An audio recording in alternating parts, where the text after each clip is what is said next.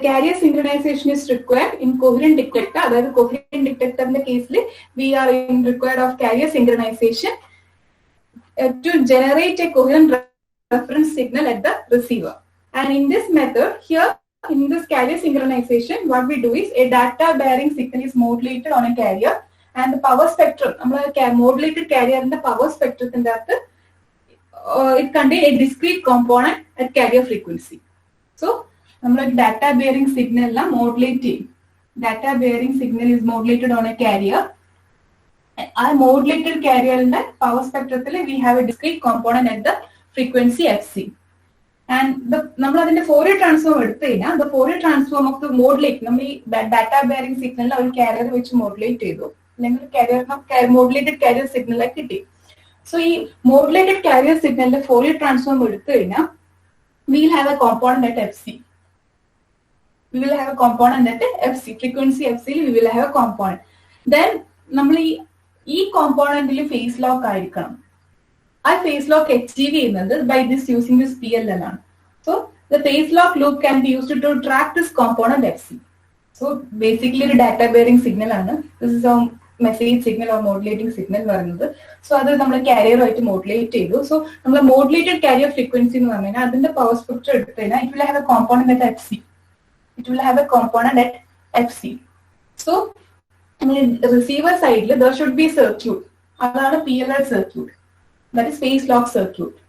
So in the receiver side we have a PLL and that can be used to track this fc. So basically we track the fc the PLL. So in the phase lock loop can be used to track this component fc, and the output frequency of the phase lock loop is thus locked to this carrier frequency fc. So our PLL output ഈ carrier frequency fc ആയിട്ട് lock ആവും.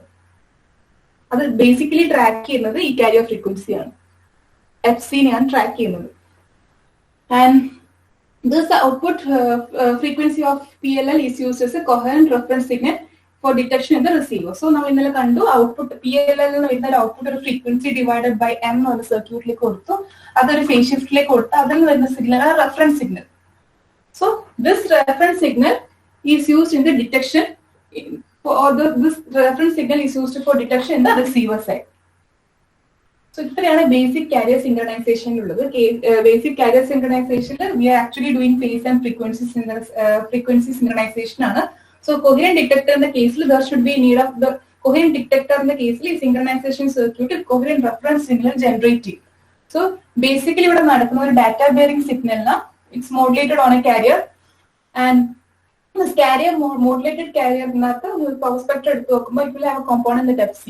So this synchronization circuit PLL circuit എന്താ ചെയ്യുക ഈ component fc track ചെയ്തുകൊണ്ടിരിക്കും.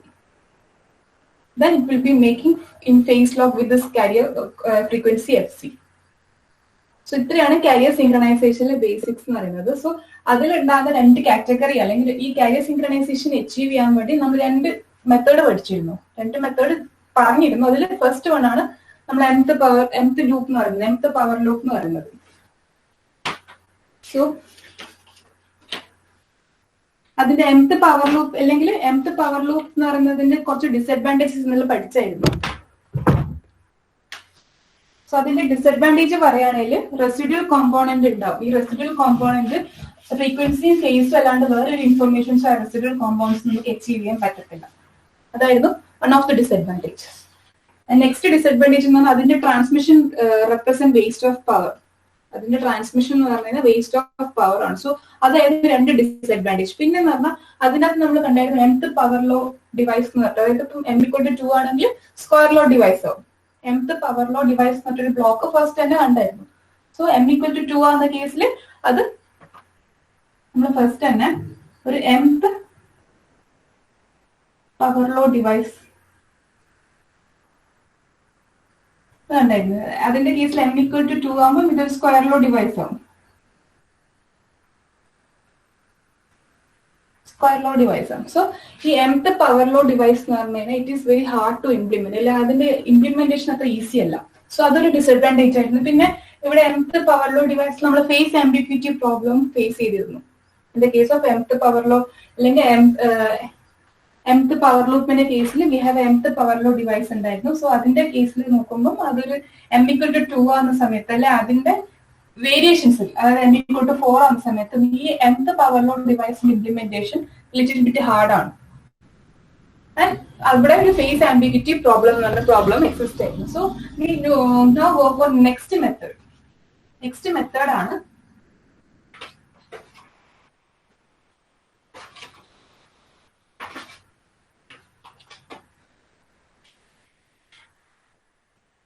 Co-stars loop. Board clear ആവുന്നുണ്ടോ? Board clear ആണോ? Okay. Next method ആണ് കോസ്റ്റാസ് ലൂപ്പ് എന്ന് പറയുന്നത്. അതായത് കാരിയർ സിങ്ക്രണൈസേഷന്റെ ഒരു മെത്തേഡ് ഇന്നലെ പഠിച്ചു. നെക്സ്റ്റ് മെത്തേഡ് ആണ് കോസ്റ്റാസ് ലൂപ്പ് സിങ്ക്രണൈസേഷൻ. സോ അതിൽ ബേസിക്കലി നമ്മളൊരു ബൈനറി PSK ഉണ്ടാവും. ബൈനറി PSK, ഇതാണ് നമ്മൾ received signal. Binary PSK signal. This is actually going to two paths. Our Costa's loop consists of this for carrier synchronization.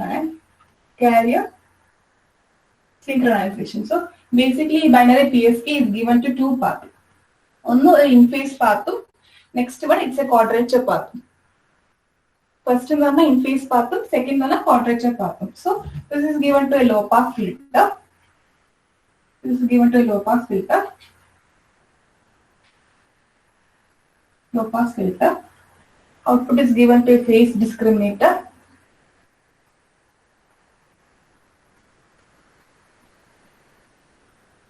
Phase discriminator. The phase discriminator and output നമ്മൾ ഒരു VCO ലേക്ക് കൊടുക്കും. That is voltage control oscillator. It is given to a VCO and VCO ന്റെ output as it is കൊടുക്കും, 90 degree phase shift ചെയ്തിട്ടും കൊടുക്കും.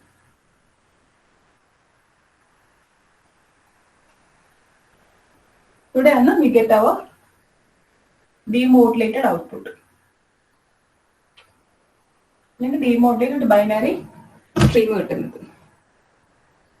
So basically, this is a Costa's loop. So Costa's loop is a binary PSK signal input. That's first an in-phase channel. Next is a quadrature channel. So in-phase channel consists of a low-pass filter. So output is given to a phase discriminator. If phase discriminator output we VCO, that is voltage control oscillator like the output only 90 degree phase shift quadrature channel like without phase shift in phase channel like. So this loop design eliminate square law device. So square law device mth power law device in the elimination compared to that mth power law square law device illa. So this square law device was very difficult to implement at carrier frequency. So hence here it is replaced with a low pass filter.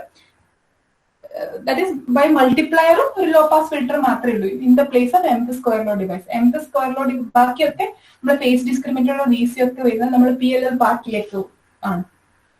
So first of all mth power law device is eliminate carrier frequency mth power law device implement difficult. So here it is simply replaced by a multiplier followed by a small low pass filter.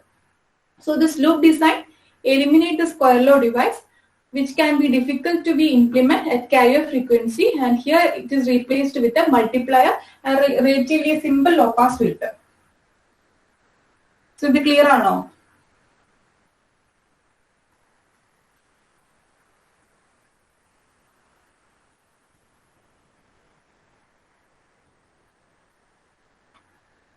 Harsh, Archida.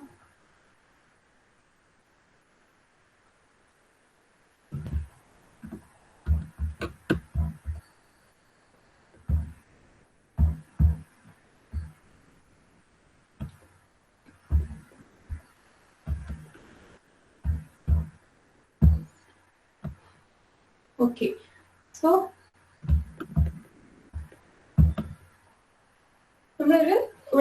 basically mth square law device the elimination mth square law device a multiplier followed by a low pass filter. So here basically and as squaring law Costa's loop also have phase ambiguity problem. As like മറ്റേ mth power law ഡിവൈസിലേക്ക് mth power loop device പോലെ തന്നെ ഇവിടെയും phase ambiguity problem exist ചെയ്യുന്നുണ്ട്.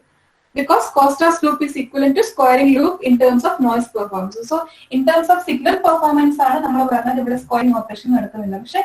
In terms of noise performance, squaring is happening. So, phase ambiguity problems are phase ambiguity problems exist here. So, that's a disadvantage.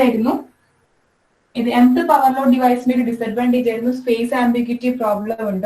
Transmission power waste. പിന്നീട് എന്തൊരു disadvantage ഉണ്ടായിരുന്നല്ലോ, പിന്നീടൊരു disadvantage ആയിരുന്നു അതിന്റെ residual components എന്ന് പറഞ്ഞു കഴിഞ്ഞാൽ it does not convey any other information other than frequency and phase of the carrier. Frequency ഇൻഫർമേഷനും phase information ഇല്ലാണ്ട് അതിന്റെ റെസിഡ്യൂവൽ കോമ്പോണൻസ് വേറൊരു ഇൻഫർമേഷൻസും തന്നിരുന്നില്ല. So we move on to the Costas loop. Costas ലൂപ്പിൽ നമ്മൾ ആ ഇംപ്ലിമെന്റേഷൻ, ആ സ്ക്വയർ ലോ ഡിവൈസ് അല്ലെങ്കിൽ mth പവർ ലോ ഡിവൈസിന്റെ ഇംപ്ലിമെന്റേഷൻ ഒഴിവാക്കി by replacing the square law device by this multiplier and followed by low pass filter. Still അവിടെ phase ambiguity problem ഉണ്ട്. പക്ഷെ phase ambiguity problem ആണ് in terms of noise performance ആണ്. കാരണം അവിടെ squaring നടക്കുന്നത് in terms of noise ആണ്. So as like squaring loop, Costa's loop also have a phase ambiguity problem because Costa's loop is equivalent to squaring loop in terms of noise performance. So it acts as a squaring loop in terms of noise performance. Noise performance in the case, squaring happens. So this is about Costa's loop. In Costa's loop, the multiplier output. This multiplier output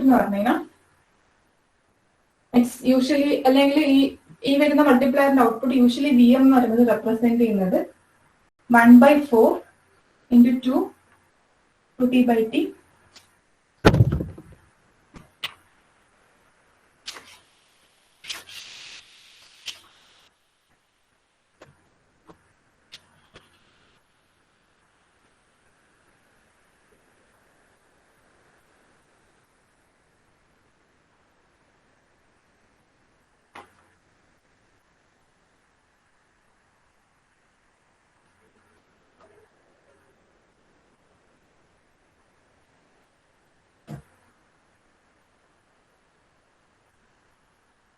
അതായത് നമുക്ക് ഇവിടെ ഇതിലൂടെ നമുക്ക് sign component ഉണ്ട്, ഇതിലൂടെ നമുക്ക് cos കോമ്പോണന്റും ഉണ്ട്.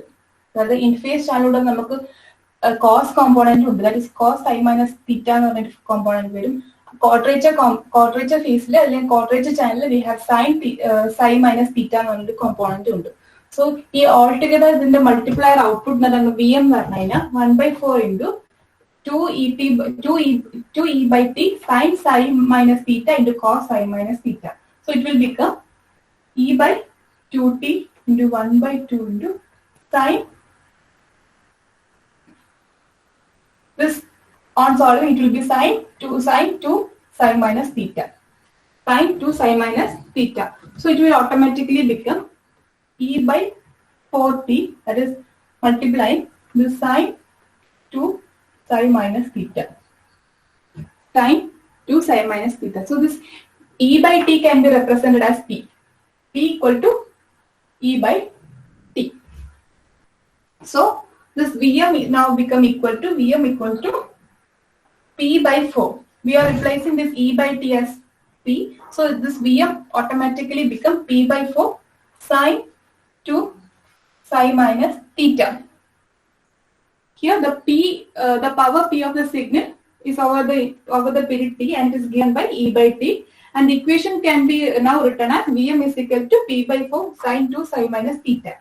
If there is some difference between the VCO frequency and the input carrier frequency, അതായത് നമുക്ക് ഈ വരുന്ന ഇൻപുട്ട് കാരിയർ ഫ്രീക്വൻസിയിലും ഈ VCO ഫ്രീക്വൻസിയിലും എന്തെങ്കിലും ഡിഫറൻസ് ഉണ്ടെങ്കിൽ then the phase difference theta psi minus theta is changed proportionally. So ഈ ഒരു വരുന്ന ഫേസിലും ഈ ഇൻപുട്ടിൽ വരുന്ന ഫ്രീക്വൻസിയിലും VCO ഫ്രീക്വൻസിയിലും എന്തെങ്കിലും ചേഞ്ച് വരുവാണെങ്കിൽ നമ്മൾ VCO ഫ്രീക്വൻസി അല്ലെങ്കിൽ phase difference adjusted in such a way that phase difference that is phase difference ഉദ്ദേശിക്കുന്നത് ഇതാണ് psi minus theta. ഈ psi minus theta is adjusted in such a way that the change is proportional. നമ്മൾ input വരുന്ന ഫ്രീക്വൻസിയിലും input binary PSK signal വരുന്ന ഫ്രീക്വൻസിയിലും ഈ VCO ഔട്ട്പുട്ടായി വരുന്ന ഫ്രീക്വൻസിയിൽ എന്തെങ്കിലും ഒരു ചേഞ്ച് വരുവാണെങ്കിൽ നമ്മുടെ phase difference is adjusted in A proportional way that proportional to the change in difference. Phase difference not proportional change. If there is some difference between the VCO frequency and the input carrier frequency, VCO frequency change, then the phase difference psi minus theta is changed proportionally. I change not proportional, this phase difference also changes. The change in psi minus theta causes VM to increase or decrease VCO frequency such as synchronization is maintained. So, psi minus theta and change in the input frequency and VCO output frequency change in psi minus theta automatically proportional to change. So, that's change in the VM and input VM. So, VM and VM increase or decrease VCO frequency. This VM this voltage that is proportional. V proportional to the space difference. So, V proportional to the space difference. If V proportional to phase difference, phase difference this V voltage increases, phase difference this V decreases. So, in VCO control voltage control oscillator. So, VM VM VCO control. So, VCO frequency based on this voltage changes. VCO frequency based on this voltage changes. So, the change in theta minus phi minus theta causes VM to increase or decrease VCO frequency such that synchronization is maintained. അങ്ങനെയാണ് synchronization ഇവിടെ maintain ചെയ്യുന്നത്. കാരണം ഇൻപുട്ടിൽ വരുന്ന കാരിയറിന്റെ ഫ്രീക്വൻസിക്ക് corresponding ആയിട്ട് VCO frequency change ചെയ്യും. In such a way that theta minus psi minus theta എന്ന് പറഞ്ഞാൽ പ്രൊപ്പോർഷണലി ചേഞ്ച് ചെയ്യുന്നുണ്ട്. ഇങ്ങനെയൊരു ചേഞ്ച് ഉണ്ടാകുന്ന സമയത്ത് ഈ psi minus theta proportionally change ചെയ്യും. So psi minus theta proportionally change ചെയ്യുന്ന സമയത്ത് അതിന്റെ വോൾട്ടേജും പ്രൊപ്പോർഷണലി ചേഞ്ച് ചെയ്യും. സോ ഈ VM എന്ന് പറഞ്ഞാൽ ഈ VCOയിലേക്ക് വരുന്ന വോൾട്ടേജ് ആണ്. VM എന്ന് പറഞ്ഞു കഴിഞ്ഞാൽ VCOയിലേക്ക് വരുന്ന വോൾട്ടേജ് ആണ്. അത് പ്രൊപ്പോർഷണൽ ടു ദിസ് ചേഞ്ച് ആണ്. തീറ്റ മൈനസ് ഫൈയിലേക്കാണ് പ്രൊപ്പോർഷണാലിറ്റി. സോ ഈ തീറ്റ മൈനസ് ഫൈവ് തന്നെ ഫേസ് ഡിഫറൻസ് ആണ്. ഈ ഫേസ് ഡിഫറൻസ് ചേഞ്ച് ചെയ്യുന്നതനുസരിച്ചിട്ട് വിയും ചേഞ്ച് ചെയ്യും. അതായത് ഇൻക്രീസ് ആവുന്ന സമയത്ത് ഇൻക്രീസ് ആവും, ഡിക്രീസ് ആവുന്ന സമയത്ത് ഡിക്രീസ് ആവും. So based on this we ഈ VCO ഫ്രീക്വൻസി കൺട്രോൾ ചെയ്യുന്നത്. ഈ വോൾട്ടേജ് ആണ് ഈ VCOന്റെ ഫ്രീക്വൻസിനെ കൺട്രോൾ ചെയ്യുന്നത്. So based on that VCO frequency decreases and increases. അങ്ങനെയാണ് ഇവിടെ സിൻക്രണൈസേഷൻ മെയിൻറ്റെയിൻ ചെയ്യുന്നത്. സോ ബേസിക്കലി ഒന്നുമില്ല, നമുക്കൊരു ഇൻഫേസ് ചാനലുണ്ട്, ഒരു ക്വാഡ്രേച്ചർ ചാനലുണ്ട്. ഇൻഫേസ് ചാനൽ നമുക്ക് cos component without phase shift cos sine minus theta എന്നുള്ള രീതിയിൽ കിട്ടും. ക്വാഡ്രേച്ചർ ചാനലിൽ after 90 degree phase shift that is sign minus theta എന്നുള്ള കിട്ടും. അത് രണ്ട് മൾട്ടിപ്ലൈ ചെയ്ത് we get the VM. VM ന്റെ ഇക്വേഷൻ എന്താ? E/2t into 1/2 sin 2 sin minus theta ആണ്. സോ E/t എന്ന് പറഞ്ഞാൽ it's nothing but power over the duration of period t ആണ്. സോ E/t എന്ന് പറഞ്ഞു കഴിഞ്ഞാൽ പവർ ആണ്. So we are replacing this VM E/t as P, that is VM is equal to P/4 sin 2 sin minus theta. Sin 2 sin minus theta. So നമ്മൾ ഇനി പറയാൻ പോകുന്നത് based on this equation ആണ് and based on this VM. നമുക്ക് input carrier ഫ്രീക്വൻസിയിൽ if there is some difference between VCO and input carrier frequency, then the phase difference proportionally change ചെയ്തിട്ട് ഈ VCO frequency അല്ലെങ്കിൽ VCO എന്താ പറയാ difference frequency difference ഈ input binary PSK difference maintain ചെയ്യും, synchronize ചെയ്യും.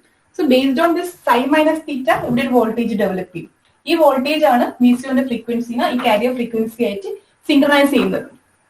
ഒന്നുമില്ല, നമുക്ക് ഇവിടെ വരുന്ന വോൾട്ടേജ് അല്ലെങ്കിൽ ഇവിടെ വരുന്ന ഫേസ് ഡിഫറൻസ് ഉണ്ട്. ഈ ഫേസ് ഡിഫറൻസിനെ ബേസ് ചെയ്തിട്ടാണ് ഈ വോൾട്ടേജ് ഉണ്ടാകുന്നത് VM. ഈ VM ആണ് നമ്മുടെ VCOന്റെ ഫ്രീക്വൻസി, വോൾട്ടേജ് കൺട്രോൾ ഓസിലേറ്ററിന്റെ ഫ്രീക്വൻസിനെ ഡിപ്പെൻഡ് ചെയ്യുന്നത്. അല്ലെങ്കിൽ ഈ VMനെ ബേസ് ചെയ്തിട്ടാണ് ദിസ് ഇൻക്രീസസ് ഓർ ഡിക്രീസസ്. VMനെ ബേസ് ചെയ്തിട്ട് ഇതിന്റെ വോൾട്ടേജ് കൺട്രോൾ ഓസിലേറ്ററിലുള്ള ഫ്രീക്വൻസി ഇൻക്രീസോ ഡിക്രീസോ ചെയ്യും. സോ അങ്ങനെയാണ് ഇവിടെ സിൻക്രണൈസേഷൻ അച്ചീവ് ചെയ്യുന്നത്. സോ ഇത്രയാണ് കോസ്റ്റാസ് ലൂപ്പ് ഉള്ളത്. ഇത് ക്ലിയർ ആണോ?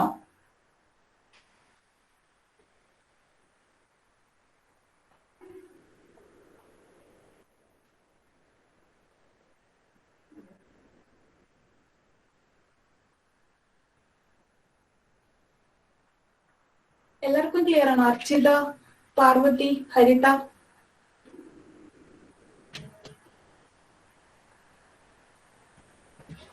സോ ഇവിടെ നമ്മൾ ഡിപ്പെൻഡ് ചെയ്യുന്നത് ഈ ഫേസ് ഡിഫറൻസിനാണ്. ഫേസ് ഡിഫറൻസിനെ ഡിപ്പെൻഡ് ചെയ്യുന്ന സമയത്ത് വോൾട്ടേജിനെ ഡിപ്പെൻഡ് ചെയ്യും. ഈ വോൾട്ടേജ് എന്ത് ചെയ്യും, ഈ VCOന്റെ ഫ്രീക്വൻസി അഡ്ജസ്റ്റ് ചെയ്യും based on this carrier frequency. അങ്ങനെയാണ് ഇവിടെ ഫേസ് ലോക്ക് അല്ലെങ്കിൽ നമ്മൾ സിങ്ക്രണൈസേഷൻ അച്ചീവ് ചെയ്യുന്നത്. സോ ഇതാണ് co-stars loop.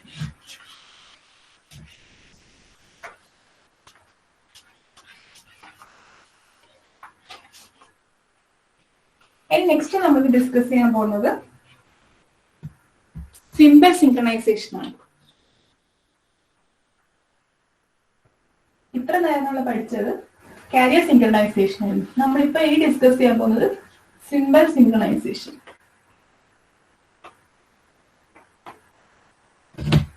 Simple synchronisation.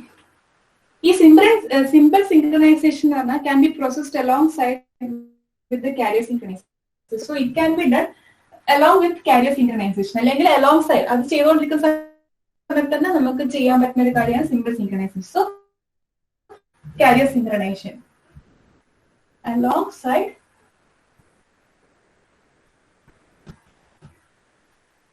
carrier synchronization. Simple synchronization എന്ന് പറഞ്ഞാൽ ബേസിക്കലി എന്താ വെച്ചാൽ ഇറ്റ് പെർഫോം ഡിമോഡുലേഷൻ. അതെന്താ ചെയ്യുക വെച്ചാൽ demodulation the receiver has to, അതായത് നമുക്കൊരു ഡിമോഡുലേഷൻ ചെയ്യേണ്ടെങ്കിൽ റിസീവറിന് എന്ത് വേണം, റിസീവറിന് സ്റ്റാർട്ടിങ്ങും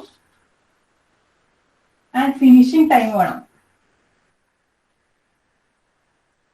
അതായത് റിസീവറിന് സ്റ്റാർട്ടിംഗ് ടൈമും ഫിനിഷിംഗ് ടൈമിന്റെ നോളേജ് ഉണ്ടാണ് ഓഫ് ഇൻഡിവിജ്വൽ സിമ്പിൾസ്. ഒരു ഇൻഡിവിജ്വൽ സിമ്പിളിന്റെ സ്റ്റാർട്ടിംഗ് ടൈം ഏതാ, അതിന്റെ എൻഡിങ് ടൈം ഏതാ, അല്ലെങ്കിൽ ഫിനിഷിംഗ് ടൈം ഏതാ എന്നുള്ള നോളേജ് റിസീവർക്ക് വേണം. അങ്ങനെയാണെങ്കിലാണ് ഡിമോഡുലേഷൻ പെർഫോം ചെയ്യാൻ പറ്റുക. So to perform demodulation the receiver has to know the starting and the finishing time of the individual symbol so that it may determine when to sample. അങ്ങനെയാണെങ്കിൽ മാത്രമേ റിസീവർക്ക് മനസ്സിലാവും when to sample and when to stop product integration.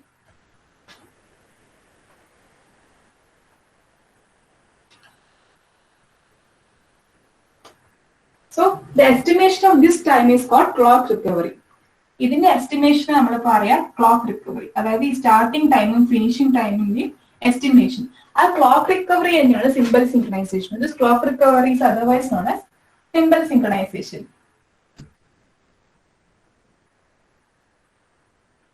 So basically symbol synchronization എന്ന് വെച്ചാൽ നമുക്ക് receiver സൈഡിൽ if you have to perform demodulation of a particular symbol അല്ലെങ്കിൽ വരുന്ന ഡാറ്റനെ ഡിമോഡുലേറ്റ് ചെയ്യുന്നുണ്ടെങ്കിൽ അതിൽ അയച്ചിരിക്കുന്ന ഇൻഡിവിജ്വൽ സിമ്പിളിന്റെ സ്റ്റാർട്ടിംഗ് ഫിനിഷിംഗ് ടൈമിന്റെ നോളേജ് വേണം.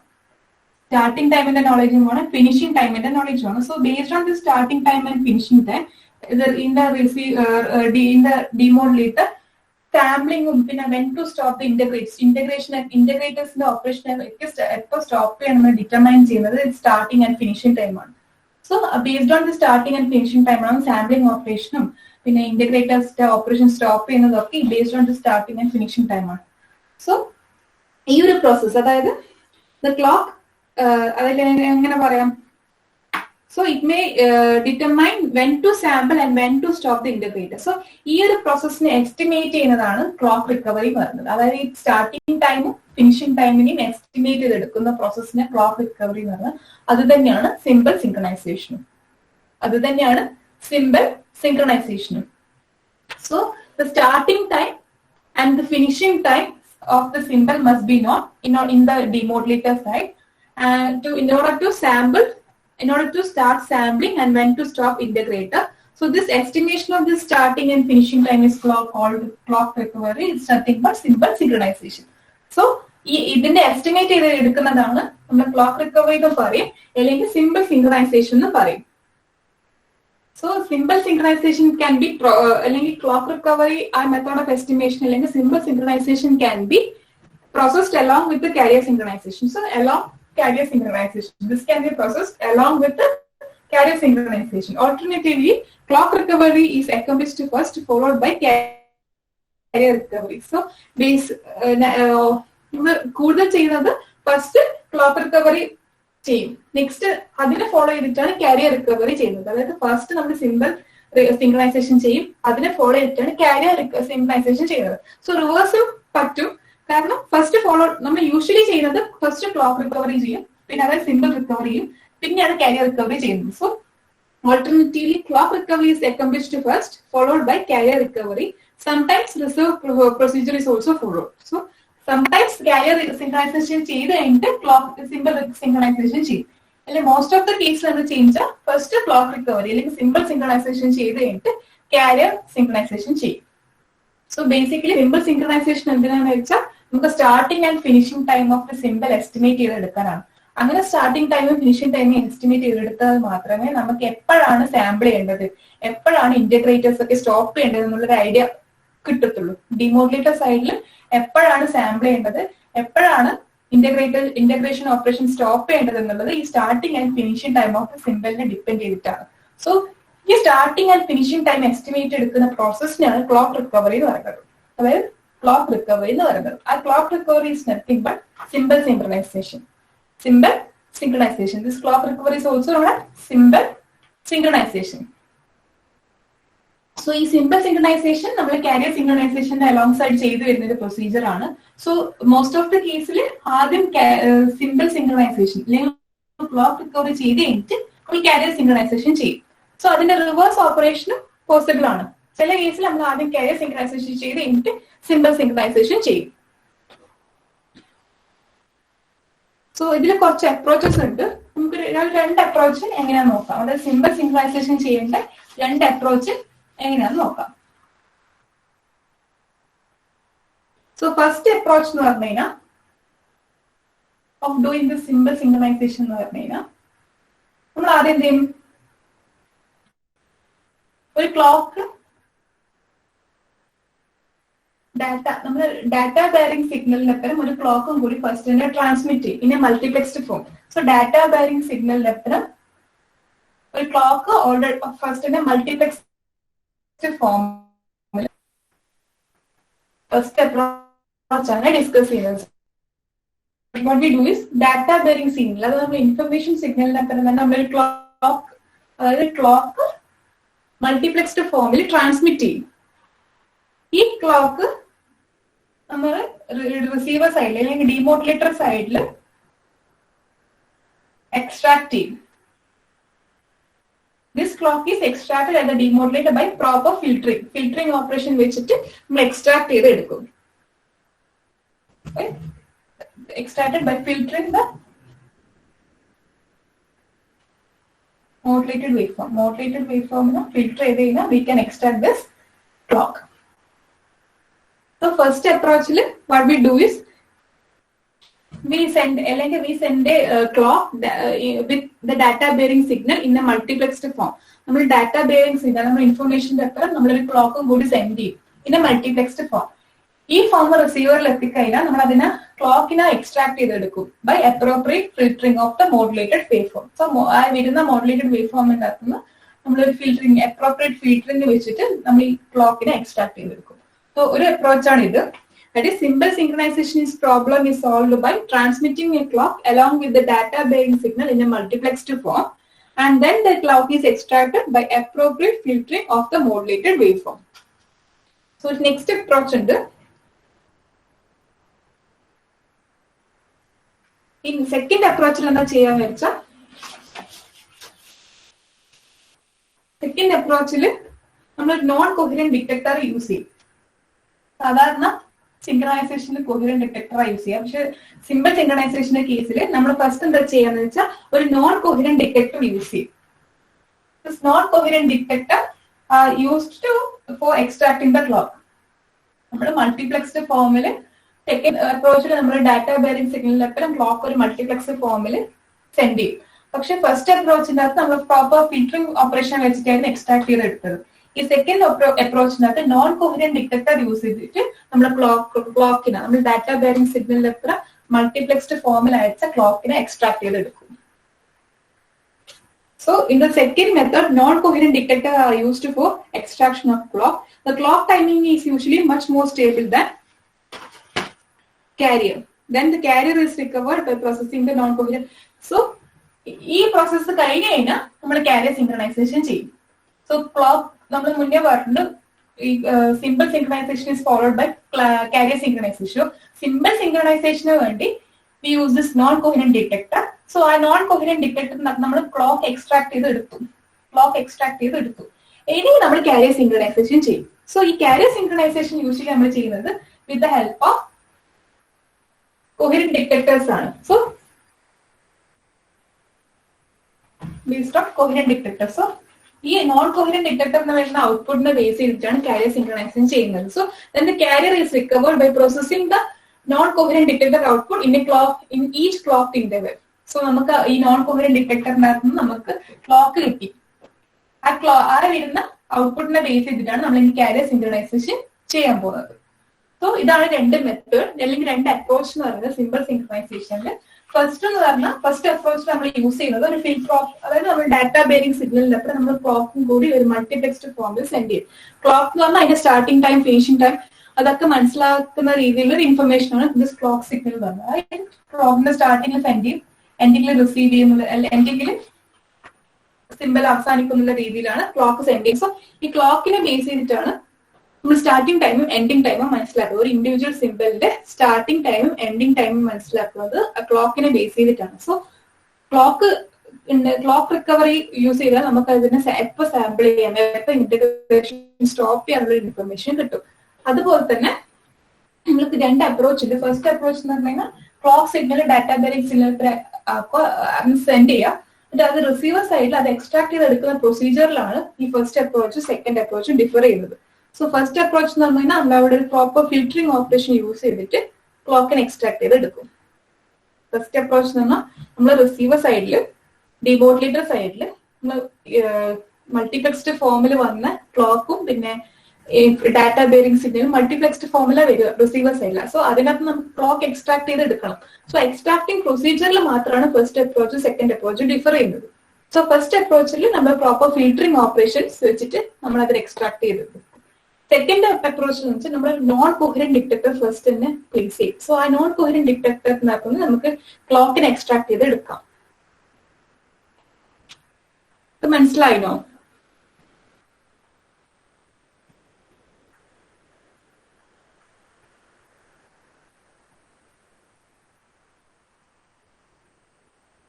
എല്ലാരോടും ചോദിച്ച് മനസ്സിലായിനോ?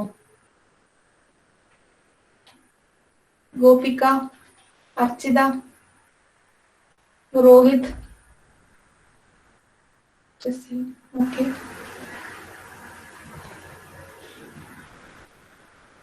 ഇതിൽ എന്തെങ്കിലും ഡൗട്ട് ഉണ്ടെങ്കിൽ ചോദിക്കുക. ഇനി നെക്സ്റ്റ് നമ്മൾ പഠിക്കാൻ പോകുന്നത് സിമ്പിൾ സിങ്ക്രണൈസേഷന്റെ ഒരു ബ്ലോക്ക് ഡയഗ്രാം ആണ്. നമ്മൾ കോസ്റ്റാസോ M2 ഫോർ ലൂപ്പ് എല്ലാം പഠിച്ച പോലെ ഒരു സിമ്പിൾ സിങ്ക്രണൈസേഷന്റെ ഒരു ബ്ലോക്ക് ഡയഗ്രാം. അതിനെ early late gate type of simple synchroniser എന്നും പറയും. Early late gate type of simple synchroniser. അത് നെക്സ്റ്റ് ക്ലാസ്സിൽ നോക്കാം.